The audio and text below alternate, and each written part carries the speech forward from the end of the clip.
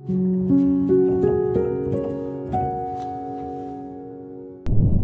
halo semuanya, lo semua lagi dengerin gue, Gary Ardian. Hari ini kita bakal ngomongin hubungan pertemanan yang gue pikir gak jarang kita juga kesulitan gitu untuk memilih teman yang tepat. Atau kita juga kadang bingung ya, gimana sih cara menjalani hubungan pertemanan agar bisa tetap baik untuk kedua belah pihak. Karena emang gak hanya hubungan pacaran yang bisa menjurus ke arah hubungan yang gak sehat kan. Hubungan pertemanan juga bisa aja jadi gak sehat terus memberikan dampak buruk buat kita ke depannya. Nah, kira-kira menurut lo gimana hubungan pertemanan lo sekarang gitu? Apakah lo termasuk di dalam hubungan pertemanan yang sehat atau enggak? Emang gimana Ger hubungan pertemanan yang sehat itu? Nah, pada hubungan pertemanan yang kita jalanin, pastikan nggak semuanya bisa berjalan seperti apa yang kita mau kan? Karena hubungannya kan mau apapun itu sebenarnya yang melibatkan orang lain pasti ngebuat kita nggak memiliki kuasa penuh untuk menentukan gimana hubungan itu mau berjalan. Sehingga ada aja pertemanan yang ya palsu atau baik di depan tapi ngomongin di belakang. Ada juga yang kita pikir kita itu cukup dekat sama dia, ternyata dia nggak merasakan hal yang sama. Padahal harusnya temen tuh harusnya bisa jadi source of happiness-nya kita kan, tempat dimana kita merasa bisa mendapatkan love and support gitu. Sayangnya orang yang kita anggap temen seringkali nggak memenuhi kriteria healthy friendship gitu. Jadi di pertemanan yang kita alamin kita ngerasa mungkin karena pertemanannya udah dewasa, jadi lebih complicated dibandingkan dengan pertemanan kita yang kita rasakan di masa kecil dulu. Kayak soalnya sekarang itu teman tuh bukan sekadar karena satu kelas atau karena satu tempat les gitu, atau karena kita pernah tukeran isi binder, atau mungkin karena kita bisa push rank main game semalaman. Ya, meskipun itu juga sebenarnya bisa aja jadi alasan pertama kita betah bersama dia gitu, menjalin hubungan pertemanan. Tapi jauh daripada hanya sekadar hal-hal tersebut, hari ini tuh teman membutuhkan seolah-olah kayak membutuhkan kemauan untuk menerima kekurangan. Itu dulu yang pertama. Kita bisa saling berinteraksi sesama manusia karena hal-hal yang kita suka, tapi perlu kemauan itu untuk bisa menjadi sebuah kedekatan yang lebih lagi, supaya kita tetap bisa berkoneksi ketika kita menghadapi masalah, ketika kekurangan kita akhirnya keluar. Nah, hal-hal ini nih, hal-hal semacam ini yang mungkin perlu kita ukur untuk mengetahui apakah hubungan pertemanan kita itu selama ini cukup sehat atau enggak. Oke Ger, gimana caranya? Gimana cara untuk mengukur hubungan yang sehat atau enggak? Ciri-cirinya adalah you willing to share. Kalau pertemanannya sehat, kamu tuh bakal merasa bisa untuk bercerita dari hal baik sampai hal yang dalam tanda kutip buruk gitu. Hal kecil sampai dengan hal berat. Jadi kalau ada hal yang berat yang bisa kita bagikan kepada teman-teman kita kayak bisa berbagi hal tersebut, atau mungkin bahkan berbagi hal-hal gak penting.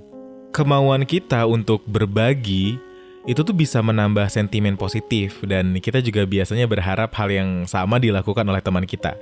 Dan kalau dalam pertemanan itu kita bisa mendapatkan keduanya, itu berarti ada kenyamanan di dalam pertemanan tersebut. In other hand, ciri-ciri hubungan pertemanan yang gak sehat adalah ketika kita merasa takut untuk bercerita. Bahkan mungkin kita pernah merasa ada di pertemanan yang kayak ada jarak gitu ya, atau barrier di antara kamu sama dia untuk bisa saling berbagi apapun itu. Seolah-olah kayak mengisyaratkan kita tuh kurang deket sebenarnya gitu, kurang hangat hubungannya. Kayak kurang similarity atau ketertarikan yang sama, juga karena mungkin kurangnya loyalty gitu. Nah, kalau kita berada dalam hubungan yang kayak gini, perlu kita cari tahu nih alasan atau penyebabnya. Sama kayak hubungan romantik sih sebenarnya ya. Kita juga bisa tanya ke teman kita, kok kita ini kayak perlu momen atau perlu alasan dulu ya baru bisa kumpul, atau baru bisa kita ngobrol. Kita bisa lihat nih gimana tindakan kita ke depannya tentang pertemanan tersebut dari jawaban yang dia kasih ke kita mengenai hal tersebut. Karena kita kan selalu pengen punya teman yang bisa ngumpul, ngobrol, apapun itu nggak perlu pakai alasan gitu kan. Biasanya itu karena punya interest yang sama. Dan karena kita punya interest yang sama, itu tuh berdampak baik buat hidup kita karena bisa sangat membantu untuk mencapai mimpi kita lebih cepat.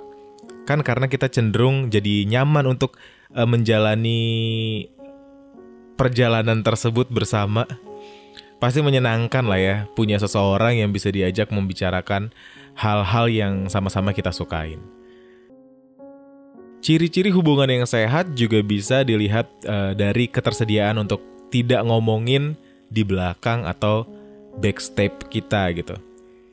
Mending ngomong di depan daripada nusuk dari belakang. Kalau kita teman yang baik, kita juga bakal menyadari bahwa ngomongin teman kita di belakang itu bukan tindakan yang baik sebagai seorang teman.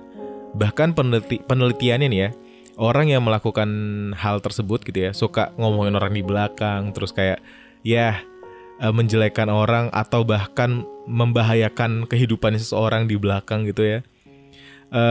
Ternyata orang-orang yang melakukan hal ini tuh cenderung mempunyai masalah di dalam dirinya. Bisa jadi karena dia memerlukan kambing hitam untuk disalahkan atau samsak untuk dijadikan sasaran empuk agar ia merasa lebih baik karena telah membicarakan orang lain agar orang lain itu terlihat buruk. Kebayangkan maksudnya? Semoga kita bukan tipe orang yang kayak gitu ya. Karena apabila kita berada di dalam hubungan pertemanan yang kayak gitu, kita tuh bakal kesulitan untuk meminta bantuan. Di hubungan apapun itu, pacaran atau pertemanan, kesediaan untuk rentan dan meminta bantuan tuh sangat bisa dijadikan tanda kedekatan yang baik. Meskipun tetap harus kita mengerti boundariesnya masing-masing, tapi setengahnya kita tuh tahu kalau kita selalu punya tempat untuk meminta pertolongan.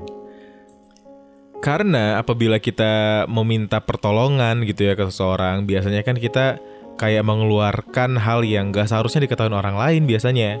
Dan semakin hubungan itu tolong-menolong, memberikan kontribusi, itu tuh bakal jadi bukti kalau hubungan pertemanan itu aman sekali. Kayak ada trust yang dibangun. Nah, dalam hal ini, kalau di hubungan pertemanan gue, orang yang bisa memenuhi semua ini ternyata gak hanya satu orang guys. Kayaknya juga berat ya kalau misalnya tiap hal yang kita butuhkan itu hanya ada di satu orang gitu. Ada beberapa yang gue sadarin kalau gue harus minta bantuan soal ini, gue harus ke temen gue yang ini. Kalau gue harus minta bantuan yang itu, gue harus ke temen gue yang lain lagi. Nggak melulu harus satu orang yang sama sih sebenarnya. Yang penting di tiap pertemanan itu, you feel connected, supported, trust, respectful. Ya, kamu merasa kayak dia itu bisa ngertiin kamu dan begitu juga sebaliknya. Seolah-olah kayak ada frekuensi yang sama gitu di antara kalian. Dan yang paling penting dalam hubungan pertemanan itu, you can be yourself. Nggak perlu berusaha terlihat kayak pengen banget jadi apa yang mereka mau gitu. Kayaknya itu tuh terlalu dipaksakan ya. Kayak biasanya mengejar opportunity tuh ya, yang kayak di dalam hubungan pertemanan itu mungkin karena orang yang mau dideketin itu cukup populer di lingkungannya. Jadi dia merasa kayak gue tuh harus berteman sama orang tersebut gitu. Jadi dia mulai merubah dirinya agar bisa diterima menjadi teman orang tersebut. Ini nih yang bakal kita membuat diri kita jadi teman yang gue bilangnya palsu ya. Nggak bisa dipercaya dan cenderung membahayakan karena tujuan ngejalin pertemanannya bukan karena adanya kesamaan atau bukan karena ketersediaan menerima kekurangan, tapi kayak dia ngelihat peluang atau kesempatan gitu. Pertemanan yang sehat harusnya bisa menerima diri masing-masing apa adanya. Gue ada di pertemanan yang sebagian suka akan satu hal dan sebagian lagi enggak. Dan kita bisa menghargai perbedaan itu. Terlebih lagi kalau kita bisa saling support. Untuk bisa jadi the best version of ourselves gitu, wah itu bakal jauh lebih baik lagi.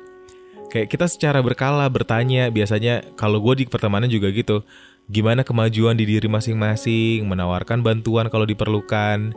Jadi kita tuh seolah-olah jadi teman yang mau mendengarkan dan menjadi tempat yang dirasa aman untuk jadi apa adanya. Seru banget kan kalau kayak gitu.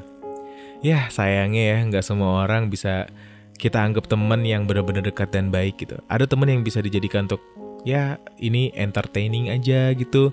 Kayak sama dia ngebanyol aja. Tapi gak bisa diajak tumbuh bareng dan gitu juga sebaliknya. Ada yang bisa diajak tumbuh bareng tapi kadang kalau misalnya pengen seru-seruan sama dia gak bisa. Dan itu gue rasa gak masalah, tinggal gimana kita ngebagi waktu aja untuk mereka. Gue juga punya teman-teman yang gue tahu gue gak bisa ngobrolin masa depan gitu, gak bisa ngobrolin yang berat-berat sama mereka. Tapi gue sangat nyaman kalau lagi ada di dekat mereka. Gue jadi ngerasa kayak oke lah, gue siap aja nantinya dengerin keluh kesah teman-teman gue yang ini. Dan berusaha ada tiap mereka butuh bantuan yang gue tahu gue bisa bantu dalam hal tersebut. Gue harap setelah ini makin banyak yang ngerti apa arti sebenarnya dari teman, dan kedepannya makin mengedepankan pertemanan yang sehat.